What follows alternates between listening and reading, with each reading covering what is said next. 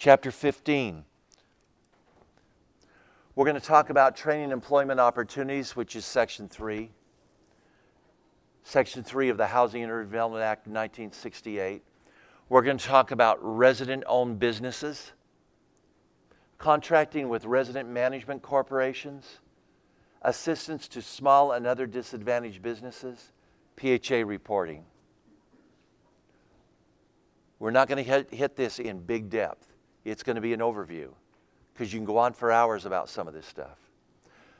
HUD Encourages Introduction. HUD encourages training and employment opportunities to residents and contracting with residents and resident-owned firms. And you know that's really good. HUD encourages it because it's the law. You get it? It's the law.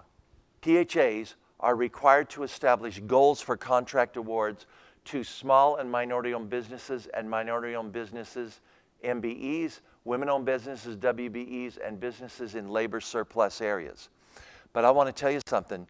You are encouraged and required both to set goals, but you have absolutely no responsibility to ensure that firms owned by women and people of color, by disabled veterans, any of that get contract awards.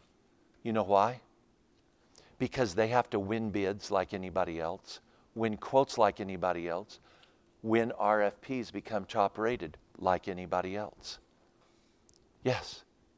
In fact, if any of you are giving preferences to women and minority-owned firms, I recommend you cease because it is a violation of Supreme Court decision J.A. Croson versus the City of Richmond, where it states that government agencies cannot give preferences to people based on ethnicity or gender unless they have done a disparity study, which would cost you about $100,000, so you haven't done it.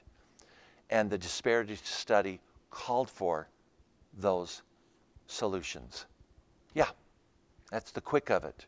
You can't give points. How many of you do give points? Don't do it. It's not allowed. We don't give points in hiring. I see women and people of color in here. You got your job based on qualifications, past work experience, whatever it was that you got your job on that, ladies and people of color, whatever it was, that's how you got your job, and that's the way we hire contractors. Are you with me? Yeah, it's the same thing. Yeah. And the reason I bring that up is because people think otherwise. They think some folks should get preferences, but they don't. It's not how people are hired. It's not how contractors are hired. It's a myth, or needs to be a myth. Okay? Section 3 objectives must be consistent with existing federal law and state and local laws. What is the law for Section 3? It is 24 CFR 135. Yeah, that's the law. That's how we'll do Section 3. Section 3 ensures that whenever a contract is given to a governmental agency, cities, counties, and public housing authorities, those persons who are low and very low income receive not a preferences hiring, but first an opportunity in hiring, although sometimes preferences kick in. By the way, I know this. Why? Because when Housing Authority hired me, I was a public housing resident, Section 3 hire, 1977. Yeah. Now, did I get that because I was a resident, low income? And by the way, I was low income, all right. My wife at the time kept telling me how low income I was. I was working for Boys and Girls Clubs, working in a public housing development. When they went to put me into the site to live, because at the time they had a law where they were encouraging community-based people to live on the sites. Do any of you remember that? Yeah. They said, we don't have to put you in on the program. You're way below the poverty level. My wife's answer was, I told you so. But I'm a man, so I didn't quite get all of that stuff, although I found it out at the time. Yeah, found it out at the time. I got the job because I had an executive director, Arthur Sartini, who was always looking for residents and people in the community who work at his housing authority because he felt he could mold them into the kind of employees he wanted, and he did. But he was looking for people with certain capabilities and abilities. And a number of our people came from our sites, employees at the entry-level positions, because that's what he was always looking for, and that's what staff were looking for. And I was recommended based on my interaction with him. And I came in the community centers department, the Boys and Girls Clubs, but in short order, I was moved to the warehouse and eventually worked myself up to, when I retired 32 years later, I was by then a director. But I had to work myself up. I had to take all the training and do all the stuff that they provided for us. And there was a number of other residents of our authority who got the same thing, hence a successful Section 3 program. Though at the time we did not identify it as such. We identified it as looking for people close to home, which is what Section 3 is. Yeah. What does Section 3? Section 3 covered programs and covered work. Now, Section 3 applies to PHA funds used for housing development, yes. Operations, yes. The capital fund programs, yes. We will apply Section 3 requirements to those programs. Expenditure of funds generated by the Housing Choice Voucher Program, yes. Non-federal funds such as tax credit, yes. But Mike, this is all investor money. But the first paragraph of 24 CFR 135 states, under the applicability section, that Section 3 applies to not only federal funds, but to funds that the Housing Authority has that is not administered by the Assistant Secretary of HUD. Everything you do, Section 3 applies to, except to Section 8 landlords and materials and equipment. Section 3 only applies to when work is being provided.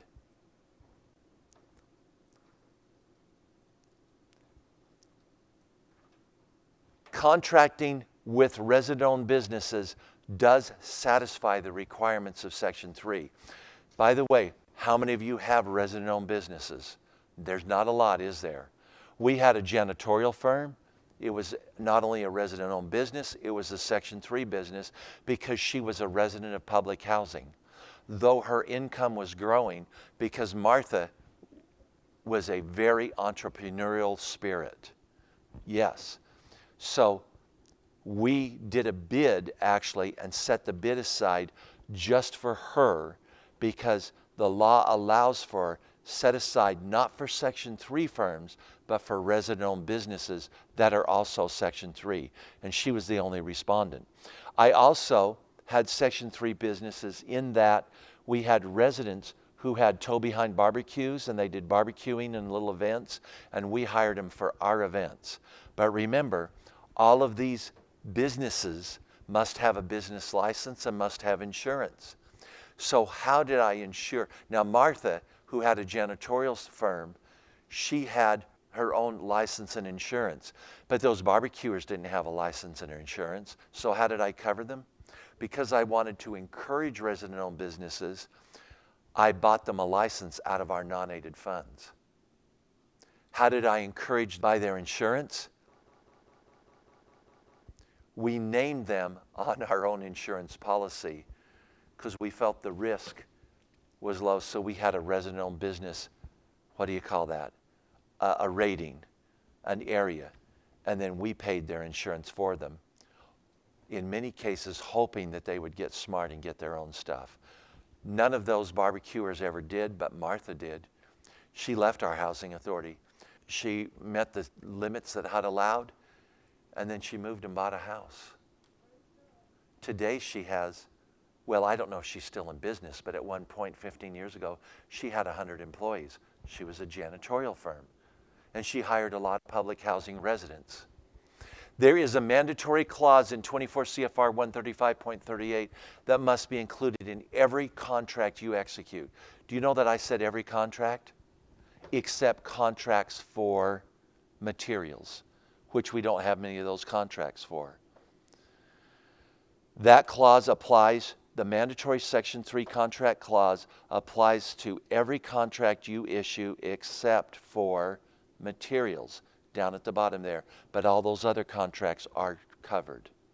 You must report your Section 3 information to HUD. There is a Form HUD 60,002 listed in the handbook, but you know what? It's now an online reporting system, and you're aware. Resident-owned businesses, ROBs, HUD encourages it, of course. It started with Secretary Kemp many years ago, really a push on it, but we'd like people to get businesses and get out, right? Yeah, we want them to make money and go, okay? You can use, again, that alternative method where if you have at least one resident-owned business, you can restrict the bid or the RFP to resident-owned businesses only. But they have to be a full business just like anybody else, licensing, insurance, and all of that. The only time I've done that is with that janitorial firm. But I ended up paying her a number of hundreds of thousands of dollars over the year. By the way, she was a good business owner. She was good at overseeing the sites. Yep, the work that she was providing. Everything you do with this alternate process, this alternate procurement process for resident-owned businesses is the same as you do for anything else. You prepare the ICE, you solicit the offers by a quote, a bid, or a proposal. You receive the offers, okay? They must certify that they are a resident-owned business. You cannot spend more than $1 million with them. I'm sure you're worried about that, exceeding that limit. I didn't spend $1 million, but she was close, getting close to it over the years by the time she moved out. Okay? And you must analyze the cost, do a cost or price analysis. Contracting with a resident management corporation. I'm going to hit this very lightly, very quickly. Resident management corporations may be entered into an agreement without competition. However, they have to be a certified resident management corporation. You know, Chicago Housing Authority did this. Most of you, I think, are so small. I don't think it's... Do any of you have resident management corporations? Yeah. There's a lot of rules pertaining to it where you have to coordinate them and sync them in with everything else you do, including collective bargaining agreements. But to be a sole source award, it needs to meet certain conditions that are all listed here, meet all the criteria to qualify, demonstrate the capability. They have got to have a fidelity bond, comply with all requirements 2 CFR 200. That means when they manage the sites, they've got to do procurement in such a manner that they do not violate the procurement regs, okay? And they have to be audited every year by a licensed CPA. You're required, let's talk about assistance to small and other disadvantaged businesses. You are required to make every feasible effort to ensure that small businesses, NBEs, WBEs, labor surplus area businesses have access to your procurement process. That does not mean, though you establish goals, it does not mean that you're going to give them a preference. Because folks, that's insulting. Folks get our jobs, everybody, we get our jobs based on qualifications. We also, if we're a contractor, get our contracts based on all of the same ways other contractors do. Low quote, low bid, top rated firm. Yes, yes. By the way, in the year 2000, I won the International Minority Advocate Award for purchasing throughout the world. Yeah, in the previous decade, I had a very successful program. I had spent $200 million. My typical spend was $20 million a year at my agency, and 58.8% of all my awards went to women and people of color based on government bidding rules. Yeah, worked out really good. And hey, I'm a conservative guy. I didn't give any preferences or anything. We just did our bids and people won their awards. How did I do that? Well, as it says here, you establish goals and then you have to do stuff that will help you meet those standards. I did tremendous outreach went to ethnic chambers, not just me, but my staff. We'd send other people. Sometimes our housing managers would go to the Hispanic chamber meetings. We would hand out business cards that had our registration information on them, and people started responding to that. And then I upped the amount of percentage of minority and women-owned firms, which increased the likelihood that they would get awards. But I got to tell you something. I went to the Las Vegas Chamber too that had no such affiliation. Yeah, went to everywhere where there are businesses. I even went to the Lambeth Society breakfast once a quarter. I don't know how the gay, lesbian, whatever all that acronym is. And they would say, "What are you doing here?" And I go, "Well, I'm handing out cards. Would you like to register you have businesses here?" It was a business function. I went to everything that I could wherever business people gathered, trade fairs, and as a result, I had about 2,000 people on my bidders list, and a high percentage of them were in what we would call diverse areas, which upped the diversity of my contract awards. Now, how I got to 58.8%, which is huge, was I had a couple of women-owned firms, one Hispanic-owned firm, and several African-American-owned firms who got a lot of awards in my architectural and in my construction area because they were dialed into how to bid those kind of things, and it just resulted in a great amount of awards. Hey, by the way, businesses nationwide that are women and minority owned is about 17% of the business community, and that includes all the Vietnamese nail salons and Mexican restaurants and everything. So you probably got about a 10%. So when you set goals, talks about goals right here, make the goals realistic to your business community. And if in the rural areas you find out from the state of Oklahoma you have a low percentage of women and minority-owned businesses in those areas, set your goals accordingly. Okay? You must code every vendor entered into your accounts payable system. Why? Because you have to report on Form HUD 2516 how you're doing with contract awards to women and people of color in 8 different ethnic and gender areas and in 9 different contract types. It has to go to HUD every year. We've talked about this, study existing barriers. Well, my biggest barrier was they didn't know that I had contracts out, so I started using electronic means to do bidding, which increased my opportunity for disadvantaged businesses.